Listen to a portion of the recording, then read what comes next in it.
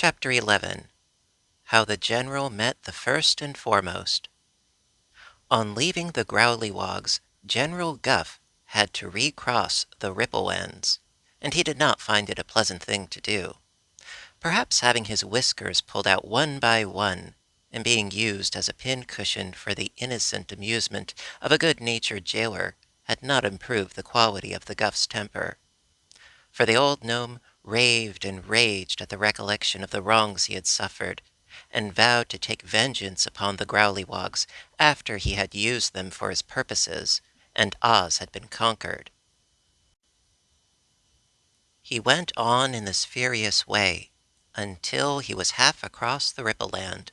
Then he became seasick, and the rest of the way this naughty gnome was almost as miserable as he deserved to be. But when he reached the plains again, and the ground was firm under his feet, he began to feel better, and instead of going back home, he turned directly west. A squirrel, perched in a tree, saw him take this road, and called to him warningly, "Look out!" But he paid no attention. An eagle paused in its flight through the air to look at him wonderingly and say, "Look out!" But on he went. No one can say that Guff was not brave, for he had determined to visit those dangerous creatures, the Phanfasms, who resided upon the very top of the dread mountain of Fantastico. The Phanfasms were herbs, and so dreaded by mortals and immortals alike, that no one had been near their mountain home for several thousand years. Yet General Guff hoped to induce them to join in his proposed warfare against the good and happy Oz people. Guff knew very well that the Phanfasms would be almost as dangerous to the gnomes as they would to the Ozites, but he thought himself so clever that he believed he could manage these strange creatures and make them obey him, and there was no doubt at all that if he could enlist the services of the Phanfasms, their tremendous power, united to the strength of the Growlywogs and the cunning of the Whimsies, would doom the land of Oz to absolute destruction. So the old gnome climbed the foothills and trudged along the wild mountain paths until he came to a big gully that encircled the mountain of Fantastico and marked the boundary line of the dominion of the Phanfasms. This gully was about a third of the way up the mountain, and it was filled to the brim with red-hot molten lava, in which swam fire serpents and poisonous salamanders. The heat from this mass and its poisonous smell were both so unbearable that even birds hesitated to fly over the gully, but circled around it. All living things kept away from the mountain. Now Guff had heard, during his long lifetime, many tales of these dreaded Phanfasms.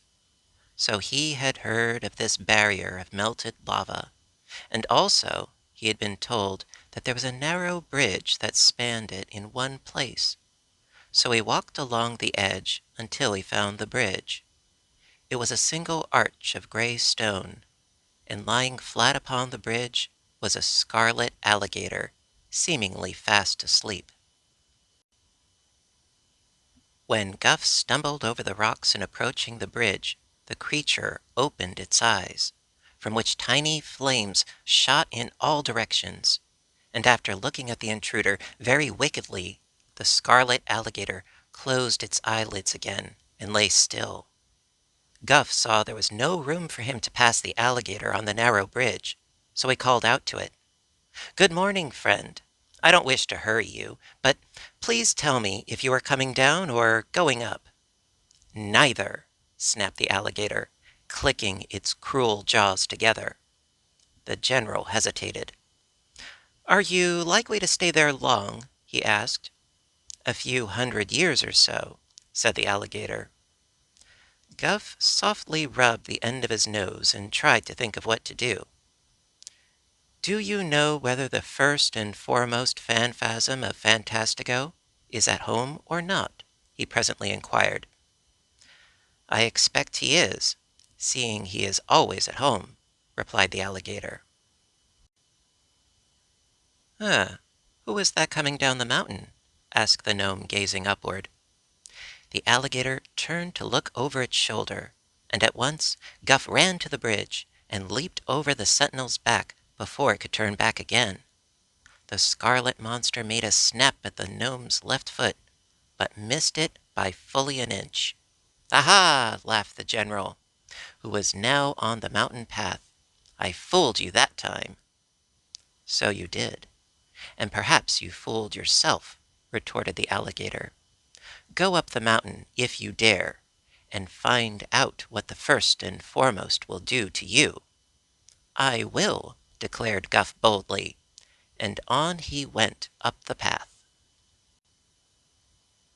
At first the scene was wild enough, but gradually it grew more and more awful in appearance. All the rocks had the shapes of frightful beings, and even the tree trunks were gnarled and twisted like serpents.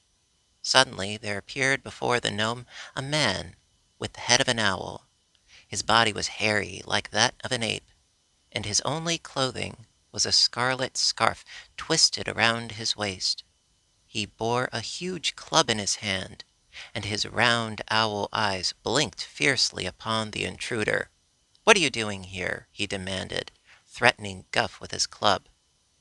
"I've come to see the First and Foremost Phanfasm of Fantastico," replied the general, who did not like the way this creature looked at him, but was still not afraid. "Ah, you shall see him," said the man with a sneering laugh. "The First and Foremost shall decide upon the best way to punish you." "He will not punish me," returned Guff calmly, "for I have come here to do him and his people a rare favor. Lead on, fellow, and take me directly to your master." The owl man raised his club with a threatening gesture. "If you try to escape," he said, "beware." But here the general interrupted him. "Spare your threats," said he, "and do not be impertinent, or I will have you severely punished. Lead on and keep silent." This Guff was really a clever rascal, and it seems a pity he was so bad, for in a good cause he might have accomplished much. He realized that he had put himself into a dangerous position by coming to this dreadful mountain, but he also knew that if he showed fear he was lost. So he adopted a bold manner as his best defense. The wisdom of his plan was soon evident, for the phanfasm with the owl's head turned and led the way up the mountain. At the very top was a level plain upon which were heaps of rock that at the first glance seemed solid, but on looking closer, Guff discovered that these rock heaps were dwellings, for each had an opening. Not a person was to be seen outside the rock huts. All was silent. The owl man led the way among the groups of dwellings to one standing in the center. It seemed no better and no worse than any of the others. Outside the entrance to this rock heap, the guide gave a low wail that sounded like "Leowa." Suddenly there bounded from the opening another hairy man. This one wore the head of a bear. In his hand he bore a brass hoop. He glared at the stranger in evident surprise. "Why have you captured this foolish wanderer and brought him here?" he demanded, addressing the owl man. "I did not capture him," was the answer. "He passed the scarlet alligator and came here of his own free will and accord." The First and Foremost looked at the general. "Have you tired of life, then?" he asked. "No, indeed," answered Guff. "I am a gnome, and the chief general of King Roquat the Red's great army of gnomes. I come of a long-lived race, and I may say that I expect to live a long time yet. Sit down, you phanfasms, if you can find a seat in this wild haunt, and listen to what I have to say." With all his knowledge and bravery, General Guff did not know that the steady glare from the bear's eyes was reading his inmost thoughts as surely as if they had been put into words. He did not know that these despised rock heaps of the phanfasms were merely deceptions to his own eyes, nor could he guess that he was standing in the midst of one of the most splendid and luxurious cities ever built by magic power. All that he saw was a barren waste of rock heaps, a hairy man with an owl's head, and another with a bear's head. The sorcery of the phanfasms permitted him to see no more. Suddenly the first and foremost swung his brass hoop and caught Guff around the neck with it. The next instant, before the general could think what had happened to him, he was dragged inside the rock hut. Here, his eyes still blinded to realities, he perceived only a dim light, by which the hut seemed as rough and rude inside as it was outside. He had a strange feeling that many bright eyes were fastened upon him, and that he stood in a vast and extensive hall. The first and foremost now laughed grimly and released his prisoner. "If you have anything to say that is interesting," he remarked, "speak out before I strangle you." So Guff spoke out. He tried not to pay any attention to a strange rustling sound that he heard, as of an unseen multitude drawing near to listen to his words. His eyes could see only the fierce bear man, and to him he addressed his speech. First, he told of his plan to conquer the land of Oz and plunder the country of its riches and enslave its people, who, being fairies, could not be killed. After relating all this, and telling of the tunnel the Gnome King was building, he said he had come to ask the first and foremost to join the gnomes with his band of terrible warriors and help them to defeat the Oz people. The general spoke very earnestly and impressively, but when he had finished, the bear man began to laugh as if much amused, and his laughter seemed to be echoed by a chorus of merriment from an unseen multitude. Then, for the first time, Guff began to feel a trifle worried. "Who else has promised to help you?" finally asked the first and foremost. "The Whimsies," replied the general. Again the bare-headed phanfasm laughed. "Any others?" he inquired. "Only the Growlywogs," said Guff.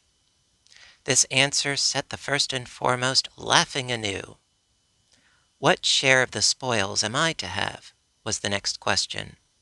"Anything you like, except King Roquat's magic belt," replied Guff.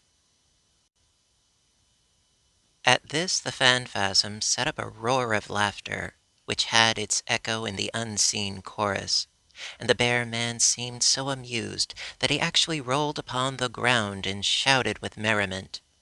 "Oh, these blind and foolish gnomes," he said. "How big they seem to themselves, and how small they really are." Suddenly he arose and seized Guff's neck with one hairy paw, dragging him out of the hut into the open. Here he gave a curious wailing cry, and, as if in answer, from all the rocky huts on the mountain top came flocking a horde of phanfasms, all with hairy bodies, but wearing heads of various animals, birds, and reptiles. All were ferocious and repulsive looking to the deceived eyes of the gnome, and Guff could not repress a shudder of disgust as he looked upon them. The first and foremost slowly raised his arms, and in a twinkling his hairy skin fell from him, and he appeared before the astonished gnome as a beautiful woman, clothed in a flowing gown of pink gauze. In her dark hair flowers were entwined, and her face was noble and calm. At the same instant the entire band of phanfasms was transformed into a pack of howling wolves, running here and there as they snarled and showed their ugly yellow fangs. The woman now raised her arms, even as the man-bear had done, and in a twinkling the wolves became crawling lizards, while she herself changed into a huge butterfly. Guff had only time to cry out in fear and take a step backward to avoid the lizards, when another transformation occurred, and all returned instantly to the forms they had originally worn. Then the first and foremost, who had resumed his hairy body and bare head, turned to the gnome and asked, "Do you still demand our assistance?" "More than ever," answered the general firmly. "Then tell me, what can you offer the Phanfasms that they have not already?" inquired the first and foremost. Guff hesitated. He really did not know what to say. The Gnome King's vaunted magic belt seemed a poor thing compared to the astonishing magical powers of these people. Gold, jewels, and slaves they might secure in any quantity without a special effort. He felt that he was dealing with powers greatly beyond him. There was but one argument that might influence the Phanfasms, who were creatures of evil. "Permit me to call your attention to the exquisite joy of making the happy unhappy," he said at last. "Consider the pleasure of destroying innocent and harmless people." "Ah, you have answered me," cried the first and foremost. "For that reason alone we will aid you. Go home and tell your bandy-legged king that as soon as his tunnel is finished, the Phanfasms will be with him and lead his legions to the conquest of Oz. The deadly desert alone has kept us from destroying Oz long ago, and your underground tunnel is a clever thought. Go home and prepare for our coming." Guff was very glad to be permitted to go with this promise. The Owl Man led him back down the mountain path, and ordered the scarlet alligator to crawl away and allow the gnome to cross the bridge in safety.